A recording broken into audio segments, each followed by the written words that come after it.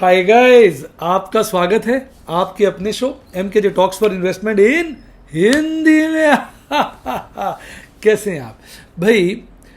आज अगर बाजार की बात करें तो भाई साहब बैंड बज रही है। एक तरफ कुछ लोग कह रहे हैं बाजार ऐसे नीचे के बॉटम दिखाएगा कि आपने सोचे नहीं होंगे, दूसरी तरफ लोग कस्में खा रहे हैं कि बाजार ओवरसोल्ड हो चुका है, अब भागा अब भागा अब भागा।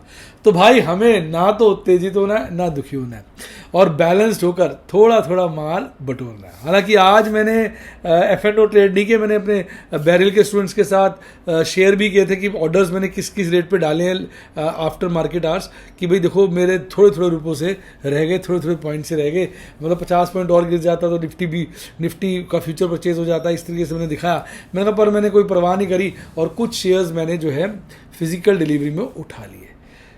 थोड़ा थोड़ा करते रहिए, हौले हौले चलते रहिए, आपको प्रभु इसका इनाम वक्त पर जरूर देगा। और आज मैं आपको इस कड़ी में लेके आया हूँ एमकेजे स्मॉल केस, क्योंकि बाजार गिरा हुआ है, हमें ऐसे स्टॉक्स को उठाना है जिनकी बैंड बज गई है। तो आइए मैं आपके लिए लेके आया हूँ बढ़िया, और मैंने नाम इसका बड़ा प्यारा रखा है एमकेजे FFD बार्गेन स्टॉक्स 1। कैसा लगा नाम? आप इसको देखेंगे तो नाम आपको अच्छा लगना चाहिए, क्योंकि बार्गेन स्टॉक का मतलब होता है जो चीज़ सस्ती अवेलेबल है। मैं आज आपके लिए इसमें 6 स्टॉक लाए, Tata Power, Vedanta, Aarti Industries, Tata Motors, Hindustan Unilever, Ashok Leyland. अगर आप देखेंगे सब स्टॉक बार्गेन प्राइस में मिल रहे हैं। सबसे पहली बात करते हैं हिंदुस्तान यूनिलीवर की। 52 वीक 1901 स्टॉक आ गया 2116 पे, और क्या मुफ्त में लोगे भाई? वेदांता 52 वीक्स 242 स्टॉक आ गया 350 पे, और हाई देखिए 440 का। इधर भी हाई देखेंगे तो 2850 का, यानी अपने हाई से नीचे और लो के नज़दीक आ गया है। वेदांता तो डिविडेंड भी बहुत देता है, बहुत बढ़िया कंपनी ओवरऑल है। आरती इंडस्ट्रीज ने तो हद कर दी, 772 के लो के आसपास आज पहुंच गया, और आज इसने अपना 52 वीक लो बनाया, 1168 का पीक बनाया। लगभग अगर आप 1168 से देखेंगे तो 25% के आसपास, ना 33-30% से ज़्यादा की ठुकाई हो चुकी है। फिर मैं लेके आया टाटा पावर। हालांकि इसका 52 वीक लो तो काफ़ी कम है, पर 52 वीक हाई और ये आज 230 का बिक गया। कारण क्या है? कोल के प्राइस बढ़ने से कह रहे हैं भाई इसके मार्जिन में कमी आ सकती है, पर इसके अंदर इतना कुछ है, हर गिरावट पे थोड़ा थोड़ा देते हैं, कोई दिक्कत नहीं है। अशोक लेलैंड, हालांकि पिछली गिरावट में इसने एक 93 का बड़ा भारी बॉटम बनाया था, तब ये चूक गया था। अब फिर ये गिरावट के दौर पे आ गया, 117 का है, इस पे 153 का हाई है, अच्छे रेटों पे उपलब्ध है, इसलिए मैंने इसको स्मॉल केस में रखा है। स्मॉल केस में क्या होता है, जब हमें क्लियर नहीं होता बाजार गिरेगा या भागेगा तो हम स्मॉल केस खरीदते रहते हैं, क्योंकि स्मॉल केस में हम अपना थोड़ा थोड़ा पैसा सब तरह के स्टॉक्स में लगा देते हैं। अगर कोई पर्टिकुलर स्टॉक बहुत ज़्यादा गिर जाता, कोई चिंता की बात नहीं है, कि स्मॉल केस के माध्यम से हमने थोड़ा ही लगाया और एक आध स्टॉक में ऐसी ट्रेजेडी देखने को मिल सकती है, तो वो बाजार से डायरेक्ट खरीद लेंगे अगले स्मॉल केस में, या सीधा खरीद लेंगे। तो यानी इस तरीके से अगर हम खरीदारी करते हैं मौके पे, आज मैंने कितने स्मॉल केस खरीदे? 4 स्मॉल केसेस में इन्वेस्टमेंट किया है, जो हमने अपने टेलीग्राम चैनल पे सब लोगों के साथ शेयर कर लिया था, और टेलीग्राम चैनल का लिंक डिस्क्रिप्शन बॉक्स में है। आप उस लिंक से ही टेलीग्राम चैनल को ज्वाइन करिए, आपको सारी डिटेल्स वहां मिल जाएगी। और इससे टेलीग्राम चैनल से पहले हमने सारे अपने स्टूडेंट्स को एजुकेशनल प्रोग्राम्स में ये सारा वाला स्मॉल केस दे दिया था। तो मिस ना करें, बहुत सारी चीज़ें हैं आपको इस वक्त इन्वेस्टमेंट करने के लिए, नहीं तो मार जाएंगे। टाटा मोटर्स की बात कर लेते हैं। टाटा मोटर्स का हाई 536, लो 268 और ये 430, ये भी अपने लो से ऊपर है पर हाई से काफ़ी नीचे है। ऐसे स्टॉक्स को आपको सर 52 वीक लो पे नहीं है तो क्यों ले? क्योंकि इनमें ना स्टोरी कुछ और है। टाटा मोटर, टाटा पावर की स्टोरी कुछ और है। ये लग रहा है जैसे इनका ये एक नई रेंज में चले गए, यानी इनका री रेटिंग होगी। एक वर्ड होता है हमारे शेयर मार्केट में, री रेटिंग। री रेटिंग मतलब होता है कि अब ये पुराने वाले रेट छोड़ दो, इनमें कुछ ऐसी बातें हो गई हैं, ऐसी खबरें हो गई हैं इलेक्ट्रिक व्हीकल्स के चलते हुए, कि अब ये री रेटिंग के दायरे में आ गए हैं। ऐसे शेयरों को कभी नहीं छोड़ना चाहिए, ऐसा सभी एस दिग्गज इन्वेस्टर्स का मानना है। तो ये थे आपके लिए बेहतरीन स्मॉल केस। स्मॉल केस खरीदने का तरीका बिल्कुल आसान है, डिस्क्रिप्शन बॉक्स में लिंक दिया हुआ है, उस लिंक से स्मॉल केस को आप अपने स्मॉल केस में ऐड करिए, क्रिएट सेक्शन में आ जाएगा, इन्वेस्ट का बटन दबाइए और आप मजे से इन्वेस्टमेंट कर सकते हैं। कोई दिक्कत आए, कोई परेशानी आए तो मेरी टीम को कॉल कर सकते हैं, उनका नंबर है 7011-323-077, 7011-323-077। तो सारी बातें, सारी सुविधाएं आपके पास हैं। कैसा लग रहा है मुझे ज़रूर बताइएगा। ये स्मॉल केस के बारे में आपका क्या विचार है? इसी तरह के और स्मॉल केस लाऊं, फटाफट बताइए, रोज लेके आऊं या रुक के लाऊं? इस वक्त माहौल ख़राब है, ऐसे वक्त मेरे को लगता है ज़्यादा स्मॉल केस लेके आने चाहिए। आप अपने बहुमूल्य विचार नीचे कमेंट में ज़रूर दें। अब बात करते हैं देश की आन बान शान और हमारी निकालेगी जान निफ्टी 50 की। आज भी निफ्टी 50 बहुत टूट गया। पहले मैं अंतर्राष्ट्रीय बाजारों की बात कर लेता हूं ताकि आपको पता चल जाए कि हमारे बाजारों गिरने के बाद क्या हो रहा है अंतर्राष्ट्रीय बाजारों में। हमारे बाजार गिरे, उसके बाद यूरोप के बाजार खुले, उसके बाद अमेरिकी बाजार खुले, उनमें क्या घटनाएं घट रही हैं इसका आपको जानकारी हो तो आपको सुन के पैरों तले जमीन निकल जाएगी कि वहां बड़ी भयानक खून की होली खेली जा रही है। डाउ जोन्स 0.25% गिरा हुआ है, S&P 500 2.5% गिरा हुआ है, नैस्डैक 3.25% गिरा हुआ है, स्मॉल कैप 2000 3.25% गिरा हुआ है। रुक ही नहीं रहे हैं, गिरते जा रहे हैं, गिरते जा रहे हैं, गिरते जा रहे हैं। अब यही हाल जो आप देखेंगे टोरंटो का है 2.5% गिरा हुआ है, ब्राजील का बोस्पा 2% गिरा हुआ है। अब बात करें हम यूरोप के बाजारों की तो सारे के सारे यूरोप के बाजार लालियाली में घूम रहे हैं। जर्मनी 1.5%, लंदन 2%, पेरिस 2.25%, मद्रिद 0.25%, मिलन 2.25%, स्विट्जरलैंड 2.25%, स्टॉकहोम 2.25% और मोएक्स 0.5% गिरकर सब अपनी अपनी बैंड बजवा रहे हैं। एशियाई बाजारों में बड़ी खतरनाक खून की होली के साथ बंद हुए। जापान का निकाई 2.5% गिरकर बंद हुआ, सिडनी 1.18% गिरकर बंद हुआ, चाइना का एक इंडेक्स शंघाई हल्की सी हरियाली में था 0.09, बाकी दोनों इंडेक्स 0.5% से लेकर 1.25% के लपेटे में गिरकर बंद हुए। ताइवान वेटेड का बैंड बच गया, 2% गिरकर बंद हुआ और साउथ कोरिया सियोल कॉस्पी 1.25% गिरकर बंद हुआ और हांगकांग बचा हुआ था क्योंकि वो बंद था। आज उनके यहाँ छुट्टी थी। तो ये हाल है इस वक्त। हमारे जो बाजार बंद हुआ आप देख सकते हैं स्क्रीन के ऊपर 16,301 पर बंद हुआ और हमारा SGX निफ्टी 50 इस वक्त 16,250 के आसपास ट्रेड कर रहा है, यानी यहाँ से 50 पॉइंट नीचे। अब किस तरह की कल शुरुआत होगी कहना मुश्किल है। खतरनाक पीरियड चल रहा है। धोतियाँ, लुंगियाँ, पजामे, कहते हैं सारी की सारी चीज़ें बेचारे छोटे रिटेल इन्वेस्टर की खोली जा रही है। कल बाजार बंद हुआ 16,411 पे, मन शांत था, लेकिन आज खुलता है 16,227 पर, यानी लगभग 200 पॉइंट से थोड़ा कम गिरकर खुलता है, लोगों को रुला देता है। हालांकि मैंने आज 16,200 के लेवल पे रखे थे बाइंग के टारगेट्स, वो आ नहीं पाया। कोई बात नहीं, प्रभु का आशीर्वाद है, प्रभु की कृपा है। उन्होंने कहा मनोज आज ना खरीद, कल सस्ता खरीदियो। उसका बाजार शुरू में आज का लो बनाता है 16,142, सॉरी मैं 16,200 बोल गया, 16,130 का रखा हुआ था मैंने और 142 के लेवल पे था। I am very sorry. फिर बाद में क्या करा था, जब वो चढ़ गया तो फिर मैंने 16,200 के लेवल पे भी एक डाल दिया, वो भी फिर 16,210 से चला गया। अब लोग कहेंगे यार मिस हो गया, मिस हो गया। मैं नहीं सोचता, मैंने अपना काम किया। भगवान चाहते हैं मिस हो जाए, भगवान की ये सारी की सारी रणनीति है, खेल है, तो अच्छा है मिस है, कल हमें बढ़िया मौका मिलेगा। और इसके बाद बाजार चढ़ता है, फिर एक गिरावट दिखाता है, फिर चढ़ता है, फिर गिरावट दिखाता है। मुझे लगता है आज बाजार उतना नहीं गिरा, कल बाजार हमें नए नज़ारे दिखा सकता है। इस पे कह लीजिए या एंड के क्षणों पे 16,403 का पीक बनाता है और जो जो लोग पीक पे फंस जाते हैं वो रोते हुए दहाड़ते हुए घर जाते हैं। आज भागने वाले शेयरों में power grid, HCL tech, Bajaj auto, Infosys, Divi's lab, Maruti Suzuki, Bajaj Finserv थे।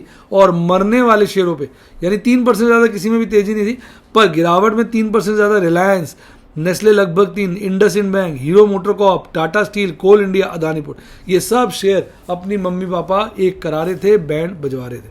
अब क्या बोलूं, गैप पे गैप छूट रहा है, गैप हर दिन देखो गैप, यहाँ पे गैप, 3 गैप ऊपर छोटे नीचे के भर गए।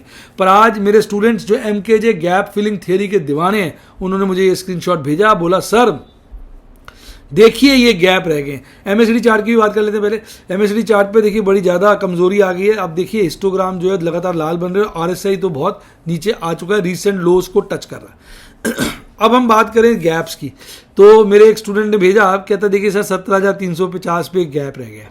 मैंने कहा हाँ रह गया। फिर भेजा सर एक गैप यहाँ रह गया 12,500 के रिपीटों में, एक गैप यहाँ रह गया 12,000 के रिपीटों में।